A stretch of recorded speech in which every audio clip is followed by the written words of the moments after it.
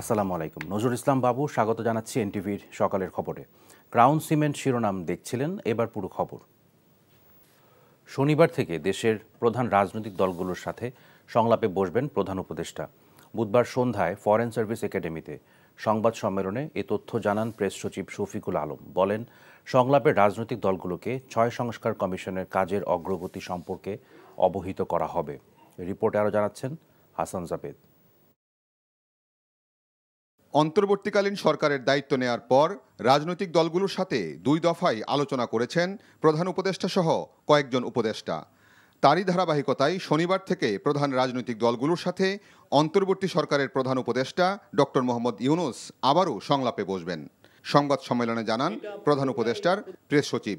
দেশের প্রধান দলগুলোর সাথে আলোচনা হবে। তো এখানে মুখ্য বিষয় হবে সেটা হচ্ছে যে কমিশনগুলো যেটা হয়েছে, আপনারা জানেন 6টা কমিশন হয়েছে, এটার কাজের অগ্রগতি সম্পর্কে অবহিত করা হবে তাদেরকে, এবং দেশের আইন শৃঙ্খলা বিষয়েও তাদের সাথে কথা হবে এবং তাদের পরামর্শ নেওয়া হবে। অন্তর্বর্তী সরকারের নানা পদক্ষেপের সমালোচনা প্রসঙ্গে জানতে চাইলে প্রধান উপদেষ্টার প্রেস সচিব বলেন, বিপ্লবের পর যে সরকার গঠন হয়েছে তা জনগণের সরকার, তাই এই সরকারের নেয়া সিদ্ধান্ত জনগণেরই সিদ্ধান্ত। যে কোনো গভর্নমেন্টের অনেক কিছুই তো সমালোচনা হয়, এটা তো একটা ন্যাচারাল প্রসেস। এটাই তো এইভাবেই তো একটা গভর্নমেন্ট তার যে যাদেরকে রিপ্রেজেন্ট তার সাথে এঙ্গেজ হন। এটা তো এমন কিছু না, আপনি যে কোনো বিষয় তো একটা সমালোচনা হতেই পারে। এটা গভর্নমেন্টের ডিসিশন বা এটার কি সমালোচনা হওয়াটা কেউই তো সমালোচনার ঊর্ধ্বে না। কোন কোন দল সংলাপে আমন্ত্রণ পাচ্ছে এমন প্রশ্নে জানানো হয়, বিষয়টি নির্ভর করছে উপদেষ্টা পরিষদের উপর। শনিবারই এ বিষয়ে জানা যাবে বলেও জানান তিনি। Hasan Javed, NTV news, Dhaka. লঘুচাপের প্রভাবে রাজধানীতে গত সন্ধ্যা থেকে এখনও বৃষ্টি হচ্ছে। এতে নগরীর বিভিন্ন সড়কে পানি জমে জলাবদ্ধতার সৃষ্টি হয়েছে। ভোগান্তিতে পড়েছেন নগরবাসী। বুধবার সন্ধ্যার পর থেকে টানা বৃষ্টিতে ঢাকা বিশ্ববিদ্যালয় এলাকার বিভিন্ন পয়েন্ট, ঢাকা মেডিকেল কলেজের বহির্বিভাগ গেট এবং 21শে হলের সামনের রাস্তা পানির নিচে তলিয়ে যায়। এছাড়া রাজধানীর যাত্রাবাড়ি, শাহবাগ, শান্তিনগর, মতিঝিল সহ বিভিন্ন এলাকার সড়ক এবং অলিগলিতে পানি উঠে যায়। জলাবদ্ধতার কারণে রাতভর নগরীর বিভিন্ন এলাকায় যানজটে আটকে থাকতে দেখা যায় নগরবাসীকে। আবহাওয়া অফিস জানিয়েছে, বুধবার সন্ধ্যা 6টা থেকে রাত 9টা পর্যন্ত রাজধানীতে 28 মিলিমিটার বৃষ্টিপাত হয়েছে। এছাড়া আগামী 2-3 দিন বৃষ্টিপাত আরও বাড়তে পারে বলেও পূর্বাভাস দিয়েছে আবহাওয়া অফিস। চাকরিতে প্রবেশের বয়স বাড়াতে শিক্ষার্থীদের দাবি যৌক্তিক, তবে কত বাড়ানো হবে সেই সিদ্ধান্ত 7 দিনের মধ্যে সুপারিশ করা হবে বলে জানিয়েছেন চাকরিতে প্রবেশের যৌক্তিক বয়সসীমা নির্ধারণে সরকার গঠিত কমিটির আহ্বায়ক আব্দুল মুঈদ চৌধুরী। বুধবার সকালে সচিবালয়ে শিক্ষার্থীদের সাথে বৈঠক শেষে এ কথা বলেন তিনি। আর চাকরিতে প্রবেশের বয়সসীমা ন্যূনতম 35 ও শর্ত সাপেক্ষে কিছু ক্ষেত্রে উন্মুক্ত করার দাবি জানানো হয়েছে শিক্ষার্থীদের পক্ষ থেকে। রিপোর্ট করছেন রোকন উদ্দিন। চাকুরিতে প্রবেশের বয়সসীমা 35 করার দাবিতে শিক্ষার্থীদের আন্দোলনের প্রেক্ষিতে সোমবার একটি কমিটি গঠন করে জনপ্রশাসন মন্ত্রণালয়। আর বুধবার সচিবালয়ে আন্দোলনরত শিক্ষার্থীদের প্রতিনিধিদের সাথে প্রায় ঘণ্টা দুয়েক বৈঠক করেন কমিটির আহ্বায়ক সহ সদস্যরা। বৈঠকে নিজেদের দাবির যৌক্তিকতা তুলে ধরা হয়েছে বলে জানান শিক্ষার্থীরা। আমাদের মূল দাবি যেটি, সেটা হলো যে আন্তর্জাতিক মানদণ্ড অনুযায়ী যৌক্তিকতার সাপেক্ষে বাংলাদেশের চাকরিতে আবেদনের বয়সসীমা ন্যূনতম 35 এবং শর্ত সাপেক্ষে উন্মুক্ত। আমরা স্যারকে দাবি জানিয়েছি, স্যার এমন একটি সুন্দরভাবে সমাধানের পথ বেছে নেবেন যাতে আন্দোলন মাঠে থেকে না যায়।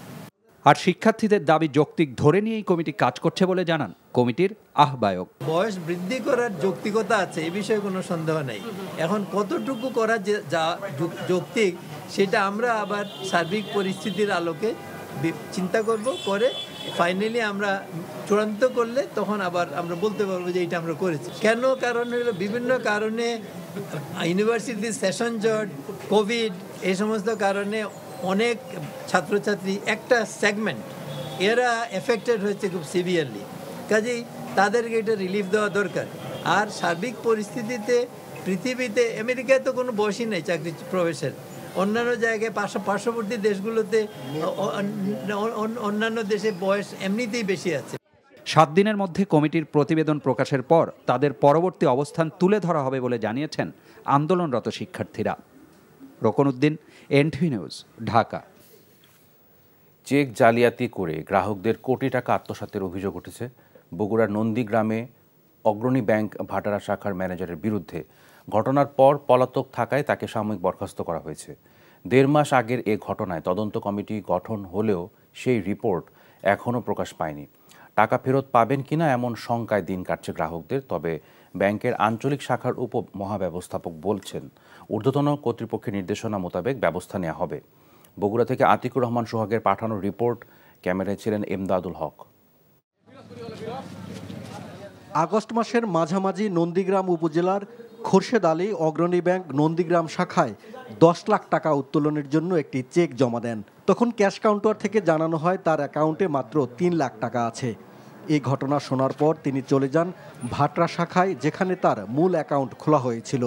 সেখান থেকেও একই তথ্য পেলে মাথায় আকাশ ভেঙে পড়ে খোরশেদ আলীর, কারণ হিসেব মতে তার অ্যাকাউন্টে 37 লাখ টাকা থাকার কথা। খোরশেদ আলীর খবর জানাজানি হলে অন্য গ্রাহকরাও ভিড় করেন ভাটরা শাখায়। তাদেরও অন্তত 6 জনের অ্যাকাউন্টে নেই পর্যাপ্ত টাকা। চেক জালিয়াতি করে গ্রাহকের টাকা আত্মসাৎ করেছেন শাখার তৎকালীন ম্যানেজার তৌহিদুর রহমান ও তার কয়েক সহযোগী। ব্যাংকে টাকা রাখছি নিরাপত্তার জন্য। ব্যাংকে যদি আমরা নিরাপত্তা না পাই আমরা কোথায় যাব? অগ্রণী ব্যাংক আমার বাবার 39 লক্ষ টাকা আত্মসাৎ করেছে। আমি একজন প্রবাসী, আমি টাকা রাখছি ব্যাংকে, আমার টাকা পুরো বিলুপ্ত হয়ে গেছে। আমার টাকা নাই, অ্যাকাউন্টে কোনো টাকা নাই। আমার পেনশনের টাকা রাখছি, আমার এবং সংসারের টাকাও আছে, সংসারে ধান বেচা, জমি চাষের টাকাও আছে। আমি অসুস্থ মানুষ, আমি জরুরিভাবে টাকা আমার খুব প্রয়োজন, তাই ব্যাংকে টাকা রাখছি। ব্যাংক থেকে টাকা কে খারাপ লুট করে নিয়ে গেছে, চিন্তা করে নিয়ে গেছে, সেটা আমার দেখার বিষয় নয়। ব্যাংক আমাকে টাকা দিক। ব্যবস্থাপক জনাব মোহাম্মদ তৌহিদুর রহমান নিজস্ব উদ্যোগে সেই কাজগুলো ঘটাইছে। আমাদের অ্যাজ এ ম্যানেজার হিসাবে এটা আসলে দুঃখজনক একটা ঘটনা। এই দুঃখজনক ঘটনা যেন আর না পুনরাবৃত্তি না হয়, সেই জন্য আমি আসলে সবাইকে সহযোগিতা করার জন্য অনুরোধ করছি। গ্রাহকের টাকা আত্মসাতের অভিযোগে ম্যানেজার তৌহিদুর রহমানকে তাৎক্ষণিকভাবে তরুণীহাট শাখায় বদলি করা হয়। একই সাথে ব্যাংকের প্রধান কার্যালয় থেকে গঠন করা হয় 4 সদস্যের তদন্ত কমিটি। অবস্থা বেগতিক দেখে গা ঢাকা দেন তৌহিদুর রহমান। কর্মস্থলে অনুপস্থিত থাকায় তাকে সাময়িক বরখাস্তও করা হয়।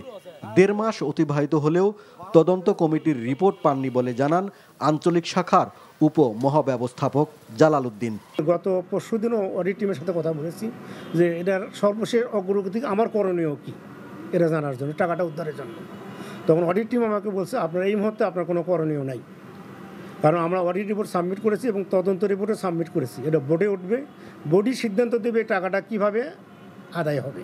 গ্রাহক কখনোই টাকা থেকে বঞ্চিত হবে না এবং গ্রাহকের একটা টাকাও মার যাবে না, ব্যাংক দিতে বাধ্য হয়ে। টাকা আত্মসাতে জড়িতদের গ্রেপ্তার ও বিচার দাবি করেছেন গ্রাহকরা। একই সাথে টাকা ফেরত দেবারও দাবি তাদের। NTV news desk. সুন্দরবনের করমজলে বিশেষ প্রশিক্ষণ সফরে এসেছেন 21টি দেশের 75 জন পদস্থ সেনা কর্মকর্তা। বুধবার তারা সুন্দরবনের করমজলে পৌঁছান। সুন্দরবন পূর্ব বন বিভাগের করমজল বন্যপ্রাণী প্রজনন ও পর্যটন কেন্দ্রের ভারপ্রাপ্ত কর্মকর্তা মোহাম্মদ আজাদ কবির জানান, বিশেষ প্রশিক্ষণ সফরে করমজলে আসা Pakistan, Malaysia, Indonesia, Africa, Kuwait, Qatar ও নেপাল সহ 21টি দেশের সেনাবাহিনীর ঊর্ধ্বতন 75 জন কর্মকর্তা রয়েছেন। এসব কর্মকর্তার কয়েকজনের সাথে তাদের পরিবারের সদস্যরাও আছেন। পরে তারা সুন্দরবনের অপরূপ সৌন্দর্যের প্রশংসা সহ বন রক্ষীদের নিরাপত্তায় সন্তুষ্টি প্রকাশ করেন। মালয়েশিয়ায় অনুষ্ঠিত হলো সিরাত সন্ধ্যা। NTV দর্শক ফোরামের উদ্যোগে আয়োজিত অনুষ্ঠানে প্রধান আলোচক ছিলেন জনপ্রিয় ইসলামী চিন্তাবিদ ডক্টর মিজানুর রহমান আজহারি। সিরাত সন্ধ্যায় উপস্থিত হন অসংখ্য মালয়েশিয়া প্রবাসী। স্টাফ করেসপন্ডেন্ট কায়সার হামিদ হান্নানের পাঠানো রিপোর্ট। NTV দর্শক ফোরাম মালয়েশিয়ার উদ্যোগে মহানবী হজরত মোহাম্মদ সাল্লাল্লাহু আলাইহি ওয়াসাল্লামের জীবনী নিয়ে কুয়ালালামপুরে অনুষ্ঠিত হলো NTV Sirat Sandhya. Bangladesh community press ক্লাবের সহ সভাপতি এবং NTV staff correspondent Kaiser Hamid হান্নানের সার্বিক তত্ত্বাবধানে আন্তর্জাতিক ইসলামী বিশ্ববিদ্যালয়ের শিক্ষার্থী মোহাম্মদ জুবাইর হোসেনের অনুষ্ঠান পরিচালনায় NTV দর্শক ফোরামের উপদেষ্টা মুশাররফ হোসেনের সভাপতিত্বে প্রধান আলোচক ছিলেন জনপ্রিয় ইসলামী চিন্তাবিদ শায়েখ ডক্টর মিজানুর রহমান আজহারি। থেকে আমাদের আজকের প্রধান মেহমানকে আমরা জানাই শুভেচ্ছা অভিনন্দন। অনুষ্ঠানে আরও ছিল তিলাওয়াত, হামনাদ ও আজান প্রতিযোগিতা। অনুষ্ঠানে মহানবীর জীবনী নিয়ে গুরুত্বপূর্ণ আলোচনা করেন মিজানুর রহমান আজহারি। আমি সামনে যেমনি দেখি পেছনেও কিন্তু দেখি, তিনি পিছনেও দেখতেন। আরেক বর্ণনা এসেছে, ইন্নী ইমামুকুম, খবরদার আমি তোমাদের ইমাম, ফালা তাসবিকুনি বিররুকুই ওয়ালা বিসসুজুদ, আমার আগে কেউ রুকু সিজদা করো না, খবরদার করো না, আমি কিন্তু দেখি। ফা ইন্নী আরাকুম মিন আমামি ওয়া মিন খালফি, সামনে যেমনি দেখি পেছনেও দেখি। সুবহানাল্লাহ, এটা ওনার একটা ইউনিকনেস, আল্লাহ তাআলা স্পেশালি বিষ্ণু ইসলামকে এটা দিয়েছেন। কুয়ালালামপুরের হোটেল ইন্টারকন্টিনেন্টালে আয়োজিত অনুষ্ঠানে যোগ দিতে পেরে আনন্দিত প্রবাসীরা। পরবর্তী যেন আরো করতে পারে, আমরা সবাই দোয়া করি ইনশাআল্লাহ। ইসলামিক প্রোগ্রামগুলোর জন্য এনটিভিকে ধন্যবাদ জানাই। ইনশাআল্লাহ খুব ভালো লাগতেছে এবং আমাদের ইসলামিক প্রোগ্রাম আরও এরকম অনেক প্রোগ্রাম করুক এনটিভির পক্ষ থেকে। প্রবাসের বাড়িতে এমন সিরাত সন্ধ্যা করাতে আমরা উৎসাহিত, আমরা সুন্দরভাবে উপভোগ করতেছি অনুষ্ঠানটি। যে সামনের দিকে আমাদের জন্য আরো ভালো কিছু ইসলামী আয়োজন করে প্রতিনিয়ত যাতে এই ধরনের প্রোগ্রাম করে, এতে কি হবে আমাদের এই যে প্রবাসীদের একটা বন্ডিং সৃষ্টি হবে। অনেক অনেক ভালো লাগছে, আলহামদুলিল্লাহ। আমি নিজেকে অনেক মানে ভালো লাগছে, আমি আসলে বুঝাতে পারবো না কতটুকু ভালো লাগে। আমরা মালয়েশিয়া প্রবাসী হিসাবে এরকম অনুষ্ঠান বছরে 1-2টা দেখতে চাই। তো এরকম প্রোগ্রাম আরো বেশি চাই এনটিভির মাধ্যমে। এনটিভিকে অনেক অনেক ধন্যবাদ। এনটিভি কর্তৃক আয়োজিত সিরাত সন্ধ্যা 2024 খুবই ভালো লাগতেছে, খুবই ভালো লাগছে। আমরা ইসলামে অনেক কিছু শিখতে পারি। এনটিভির পরিবারকে, এনটিভিকে ধন্যবাদ জানাই। এনটিভি অনুষ্ঠানটা খুব সুন্দর হইতেছে। এনটিভির অনুষ্ঠানটি সার্বিক সহযোগিতা করে বাংলাদেশি তরুণদের সংগঠন বাংলাদেশি ইয়ুথ অ্যালায়েন্স, মালয়েশিয়ার বিভিন্ন ইউনিটের সদস্যরা। NTV international desk.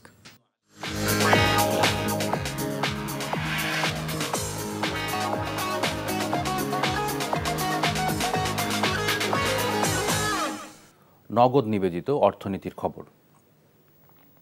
এলপিজির দাম 12 কেজিতে 35 টাকা বাড়িয়েছে এনার্জি রেগুলেটরি কমিশন বিইআরসি।